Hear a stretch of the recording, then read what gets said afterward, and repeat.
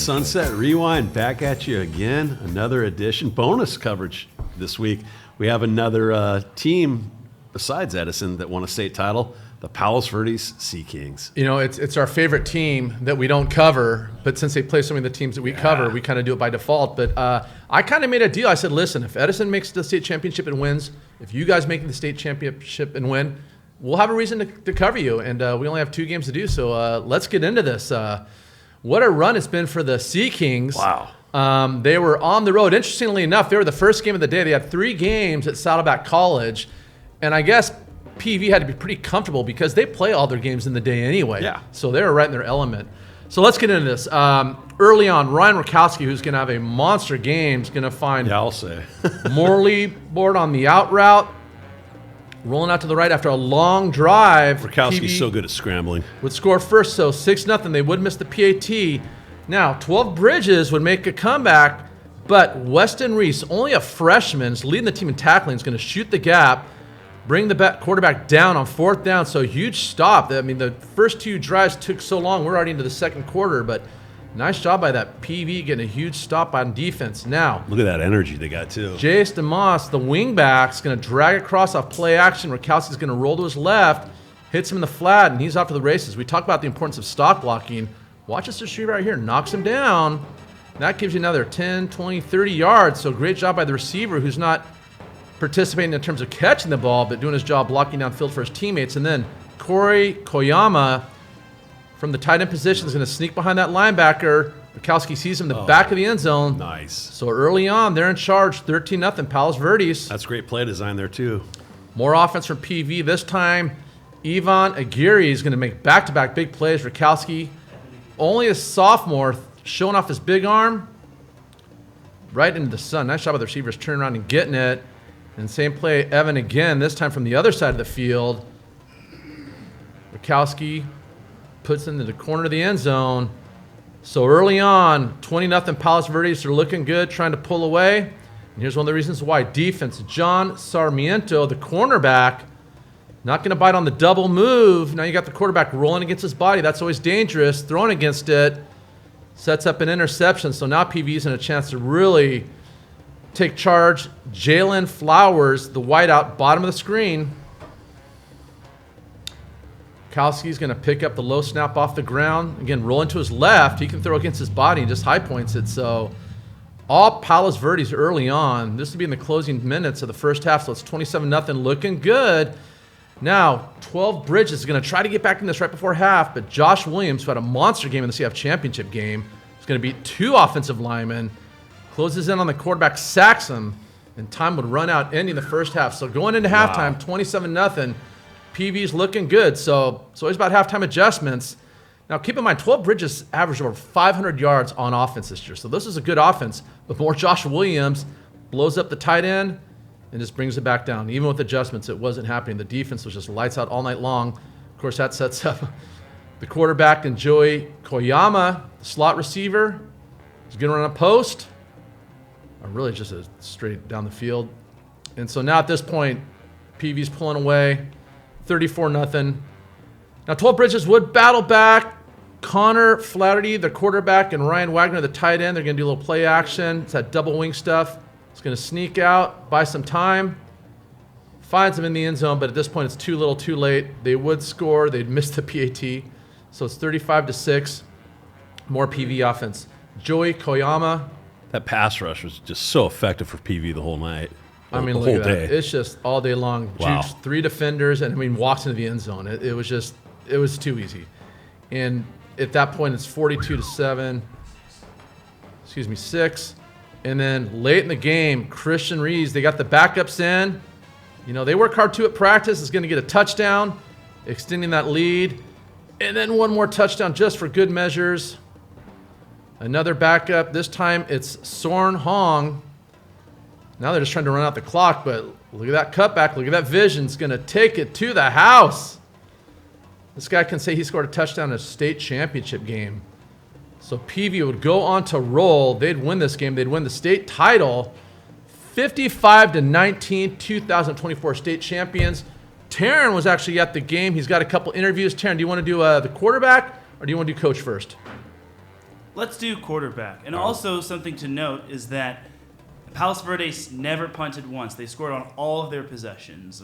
They're a machine this day. And well, let's see what Ryan had to say, and then we'll talk a little bit more about the game itself. Sunset Rewind with Ryan You have Rakowski, your, quarterback of Palos email Verdes, following his team's 55-19 win over 12 Bridges in the CIF State Division II Football Championship. All right, Ryan, a big win for you all as you're all CIF champs for the first time. What's the feeling like knowing that you went out there and balled out? Yeah, I mean, it's just amazing knowing this team will be remembered in PV history, as I think we should. I mean, we really cemented our legacy today. The seniors, they've been through a lot, and to be here now, I mean, it's just awesome to be a part of this team, and I wouldn't want to be anywhere else. So. Now, none of those touchdowns would be possible without your O-line. Who has been standing out for the O-line? I mean, all of them. Patrick Klink, he's a great guy. I love him. Matthew Bates, love him too. I mean, Andrew Pinello, Truman Moore, everyone. It's amazing. Covey Carlson too. So yeah, I mean, I couldn't be in a better situation in terms of the guys protect me up front. We both lay it out there for each other, and when the game's on the line, I think we've proved this year that we're going to go out there and get it done. So. Your receiving core was also amazing today. Talk about your receivers and talk about the leadership, not just from the underclassmen, but from the upperclassmen. Yeah, I mean, it really started off, I missed Evan Aguirre a few times, number 11, so I kind of came back to him, hit him for a post, and then Jalen Flowers, a great freshman, definitely one of the best freshmen in the nation. And then Joey Koyama had 3 touchdowns. I missed Cole Norman a few times, but he played great. And then Morley Boyd, he's my go-to guy. So there's plenty of daylight, and it's the shining sun out there. What's next for you all, and where are you all planning to celebrate, I'm guessing? Or you're just going to take it easy? I think, I'm not sure we're going to go celebrate, but we're definitely going to go celebrate somewhere. So, yeah, I'm super excited. Well, listen, Ryan, thank you for your time. Congratulations on the win. We hope to cover you all sometime in the near future. Sure. Thank you.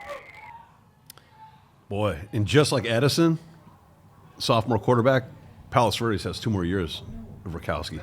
Oh, he lit it up. Well, we'll talk about that in a second. We got one more interview with head coach Guy Gardner. Let's hear what he had to say. All right, this is Taryn Rodriguez of Sunset Rewind with Guy Gardner, head coach of Palos Verdes football, following his team's 55-19 win over 12 Bridges in the CIF State Division II final.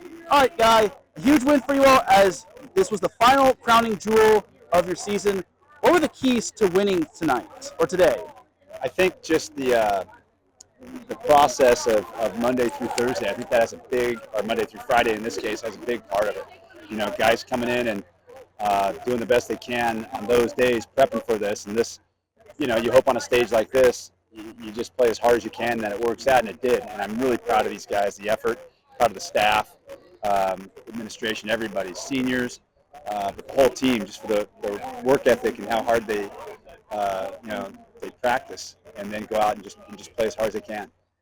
Ryan Rakowski threw 6 touchdown passes, but none of those touchdowns could have been possible without the O-line. Talk about Ryan and the offensive line. As the old saying goes, from one of our coaches we cover, no line, no shine. Yeah, O-line did a great job today. They really did. We were saying that throughout the day. Coach Frenchie was doing a great job, always does a great job with them, but then making adjustments. And Coach Morris with the running backs on pass protection. We had a lot of different things going on up there coming at us. So they did a great job, and Ryan's just a competitor, and the receivers were on, and you know, Joey. It was nice to see Joey have a nice day today, Evan, but all the guys. It was just, yeah, it's nice to have it come out that way for sure. So this is the first ever CIF State football championship for you all. What's that feeling like, and what's it like basically ending the season on top? Really awesome, right? I mean, we probably only let it sink in now, but you know, when you're going through it, you just keep going, you know, and you don't really think about it as much. At least I don't, you know. We just get him practicing and focused on getting better, right? And so now we can kind of take a step back and go, oh, hey, look what we did, and just the evolution of them getting better every game this season, you know, and then being fortunate and to earn extra games and getting better as we go. Yeah. And then lastly, your team had an up and down season in the regular season. You went to Hawaii, won that. You beat Corona Mar for a second straight year. You had the 3-game losing streak. Then you had the Bay League, and were able to earn a playoff spot. You think those games toughened you all up for the postseason? Oh yeah, for sure. Those we're in a real tough league, and we had, to make it happen, we had to make some things happen. So we were very, fortunate to make some things happen to get into the playoffs. And, but I think you earn some of those things too, but very fortunate. And then when you get there, you just, we're just trying to get better. That's really what we're trying to do. And I think we did that. Guy, thank you for your time. Congratulations on the win. We hope to cover you all next season. Thank you. Appreciate it. So usually we have a policy with our interviews, 2 minutes or less. So I want to apologize on Taryn's behalf for that extended interview. But it was good content, Taryn, and you meant well. Now, moving forward. No, congratulations to PV. You look at Ryan Rakowski. State champs. Right there. 19 to That 20. flag. Sorry. 19 to 23, 345 yards, 6 touchdowns. Those are the kind of numbers that, like, when you're playing John Madden on freshman mode, you put up. And you can say, well, maybe they weren't playing a good team. But this was the state championship. This was a team, 12 Bridges, that was undefeated. They averaged 500 yards, over 500 yards on offense. They were a CIF champion. So this was against a quality team. And so what a great job by PV. And think about their seniors. They graduate being league champs, because remember, last year they were 10-0. Right. Lost Had a that game to perfect Mission regular Viejo. season. They're CIF champs. They're state champs. What a nice career for those guys. And then you think of the younger guys like that freshman linebacker, Ryan Rakowski, who's only a sophomore. Talk about building a resume. The future only looks bright for these guys. I could not be more happy for the folks up at Palos Verdes. They've been nothing but gracious to us. Just good people. They love their football up there. They got a unique venue.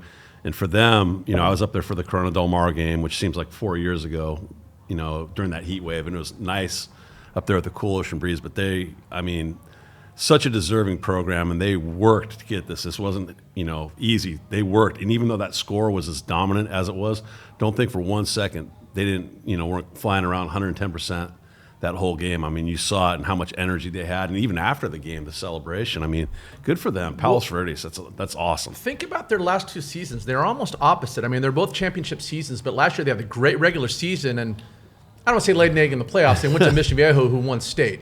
So that's forgivable. But this year they had kind of an average regular season. It wasn't bad, but then they turned it up in the postseason. So, the end result is great in both situations. Well, I'll ask you a question. I already know the answer. Would you rather have a league title or a CIF and state title? T-shirts and patches are great, but that rings forever. That's right.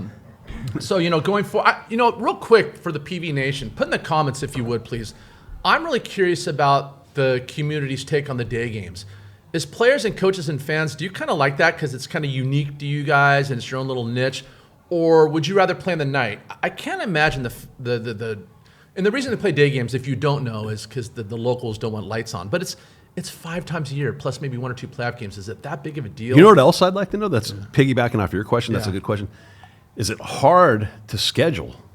Because you gotta make that presentation to other teams you're going to play. Hey, if you're coming to our place, so we got a home and home for the next 2 years, just realize you come up the hill to PV, you're playing at 3:30.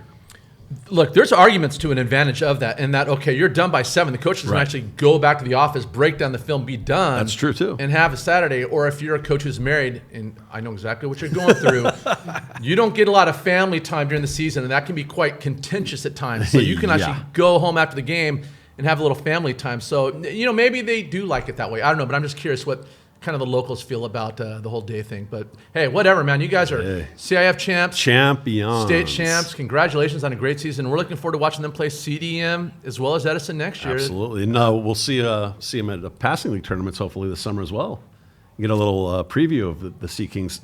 Boy, and how different was this team in terms of personnel and the scheme they ran from last year? Yeah. Last year was just ground and pound, 32 personnel. They were just a physical, and that's not to say they weren't physical this year, but this year they just lit it up. It was air raid. And they should have had those sirens going. Think about Rakowski.